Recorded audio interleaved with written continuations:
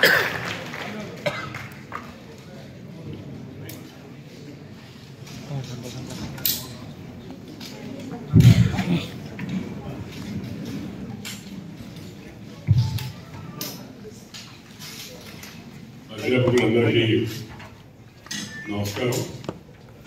విద్యార్థులందరికీ మీరందరూ నాకన్నా చిన్నవాళ్ళు కాబట్టి మీ అందరికీ శుభాకాంక్షలు, ఆశీర్వచనాలు. డాక్టర్ శ్రీధర్ గారు, మన జిల్లా కలెక్టర్ ఆచార్య బెల్లంకొండ శివశంకర్ గారు, ఉప కులపతి యోగి వేమన విశ్వవిద్యాలయం విద్యార్థులు, అధ్యాపకులు, అలాగే పాత్రికేయ మిత్రులు, మరి ఈరోజు ఈ కార్యక్రమానికి వచ్చిన ఇతర పెద్దలందరికీ నమస్కారం. ఇది విశ్వవిద్యాలయ ప్రాంగణం కాబట్టి నేను రాజకీయాలు మాట్లాడను. పైపెత్తు నేను ఇప్పుడు రాజకీయాల్లో లేను. చిన్నప్పటి నుంచి రాజకీయాల్లో పెరిగాను. నేను వివిధ బాధ్యతలు నిర్వర్తించాను. ఆఖరికి అధికార పార్టీ అధ్యక్షుడిగా కూడా పనిచేశాను. ఆఖరిలో రాజ్యాంగబద్ధమైన 2వ అత్యున్నత పదవిమైన ఉపరాష్ట్రపతిగా పనిచేసి పదవి విరమణ చేశాను. నన్ను ఎవరో ఆ మధ్య అడిగారు, సార్ మీరు రిటైర్ అయిపోయారు కదా అని. నేను చెప్పాను వాళ్ళకి, రిటైర్డ్ బట్ నాట్ టైర్డ్.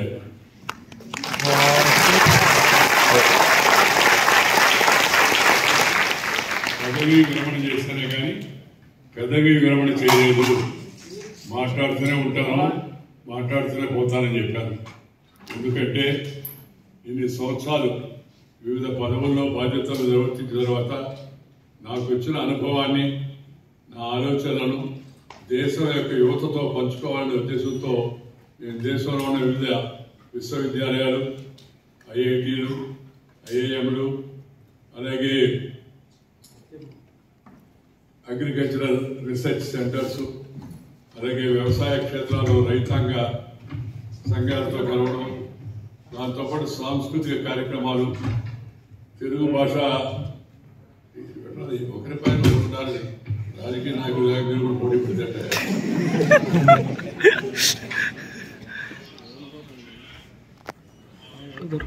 రాజకీయ నాయకులకు ఎన్ని అవకాశాలు ఇచ్చినా మళ్ళా ఇంకొక ఛాన్స్ అంటారు.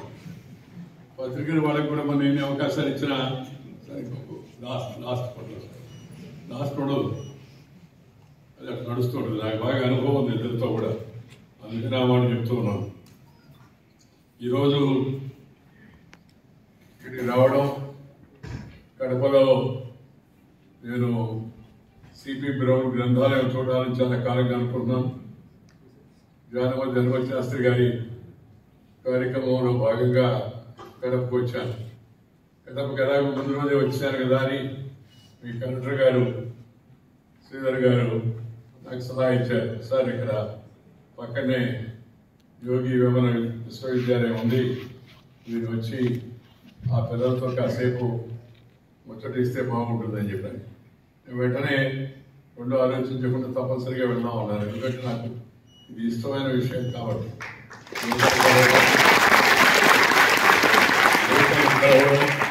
వాళ్ళతో మాట్లాడడం, ఆలోచనలు పంచుకోవడం, అనుభవాలు తెలుసుకోవడం, నా అనుభవాన్ని వాళ్ళకి పంచివ్వడం నేను జీవితంలో ఈ యొక్క పదవి విరమణ చేసినందుకు భాగంగా పెట్టుకున్నాను. మీ అందరికీ కూడా ఈ యోగి వేమన విశ్వవిద్యాలయ రజతోత్సవ వేళ విద్యార్థులకు, అధ్యాపకులకు, సిబ్బందికి అందరికీ నేను హృదయపూర్వకమైన శుభాకాంక్షలు తెలియజేస్తాను.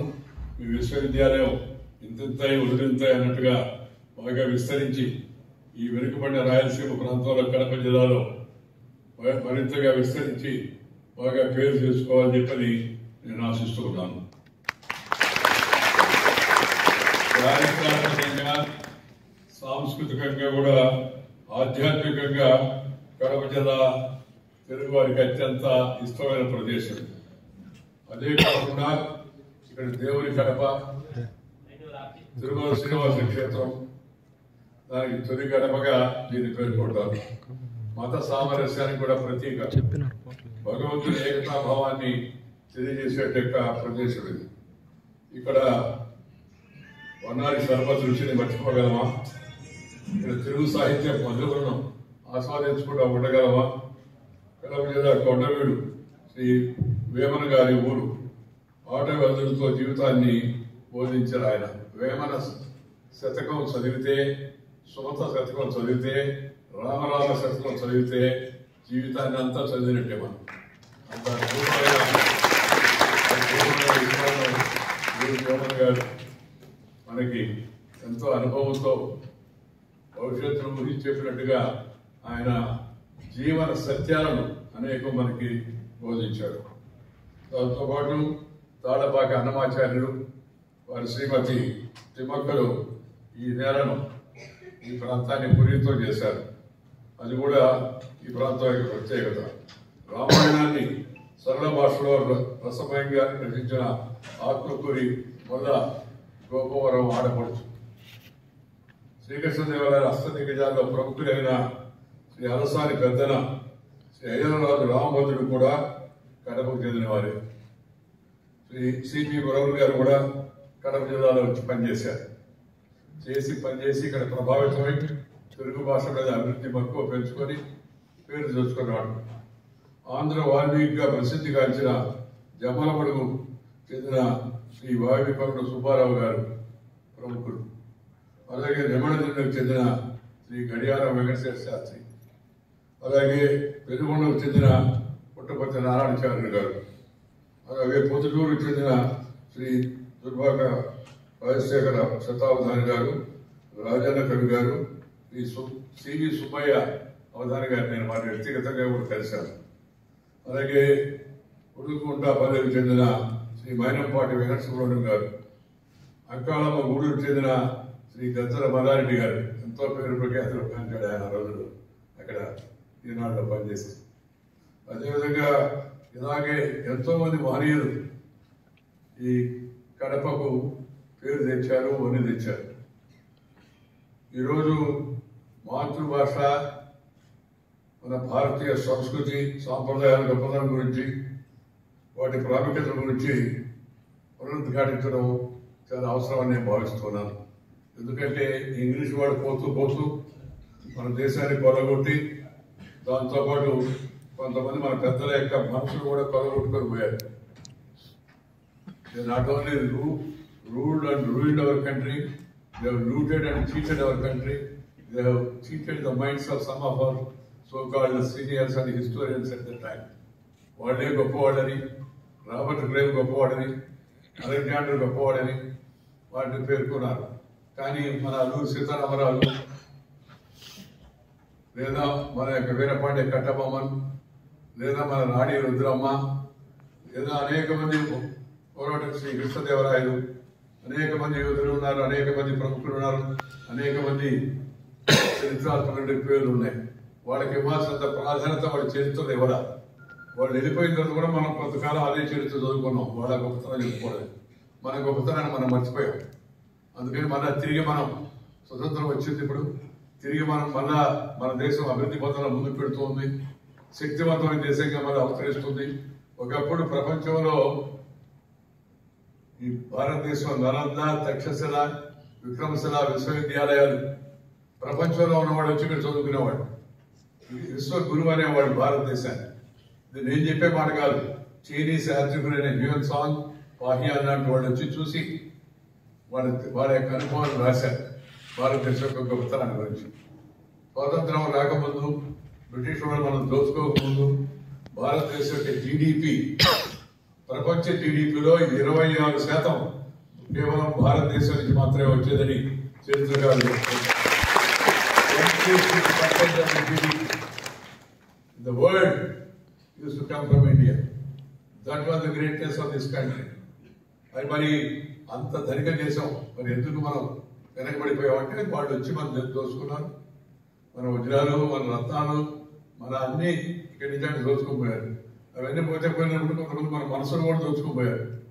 బ్రిటిష్ వాళ్ళు ఎంత గొప్పోళ్ళు వేరే దేశంలో దండయాత్ర చేసి సామ్రాజ్యవాదంతో తమ విస్తరణ రాజ్యాకాంక్షని పెంచుకొని ఇతరులను బానిసలుగా చేసిన వాళ్ళు గొప్పవాళ్ళు ఎలా అవుతారు? అలా అనుకోవడమే చాలా తప్పని ఈ విషయాన్ని మనం గుర్తుంచుకోవాల్సిన అవసరం ఉంది. అయితే మన అదృష్టవశాత్తు స్వతంత్ర అనంతరం తిరిగి మనం నిదానంగా పుంజుకుంటూ ఉన్నాం. ఇప్పుడు ముఖ్యంగా ఈరోజు పరిస్థితి మనం గమనిస్తే మొన్న అమెరికా అధ్యక్షుడు ఒక మాట అన్నాడు. ఆయన ఎప్పుడు ఏ మాట మాట్లాడతాడో ఆయన కూడా మాట్లాడుతూ ఉంటాడు. నేను ఎక్కువగా వ్యక్తిగతంగా విమర్శలు తెలుసుకోవాలా. అమెరికా గొప్ప దేశం, మొదటి ప్రజాస్వామ్య దేశం అది. కానీ ఇంకొక విషయం ఏంటంటే ప్రపంచంలో కన్నా పెద్ద ప్రజాస్వామ్య దేశం భారతదేశం. Democratic country in the world, largest. చైనాలో అక్కడ ప్రజాస్వామ్యం లేదు, లోపల దొరుకుతూ మనం బయటకు తెరవదు. అలాంటి దేశాన్ని పట్టుకొని ఆయన కామెంట్స్ చేశాడు. చేయడమే కాకుండా డెడ్ ఎకానమీ అన్నాడు. ఇండియా ఇది డెడ్ ఎకానమీ. ప్రపంచం ఆశ్చర్యపోయింది. నిన్నగాక మొన్న మన ఇంటర్నేషనల్ మానిటరీ ఫండ్, అంతర్జాతీయ ద్రవ్యనిధి సంస్థ అంటారు దాన్ని, ప్రపంచానికి ఒక రిపోర్ట్ ఇచ్చింది. ఆ రిపోర్ట్ చెప్పేది ఏంటంటే ప్రపంచంలో అత్యంత వేగంగా the fastest growing economy is India. ఈరోజు ప్రపంచంలో అందరికన్నా వేగంగా అభివృద్ధి పదంలో ముందుకు వెళ్తున్న ఆర్థిక శక్తి భారతదేశం అని చెప్పింది. తిరిగి మళ్ళా ఉన్నతానికి చేరుకోగలం. ప్రపంచానికి మళ్ళా వెలుగు చూపించే దేశంగా మనం తయారవుతాం.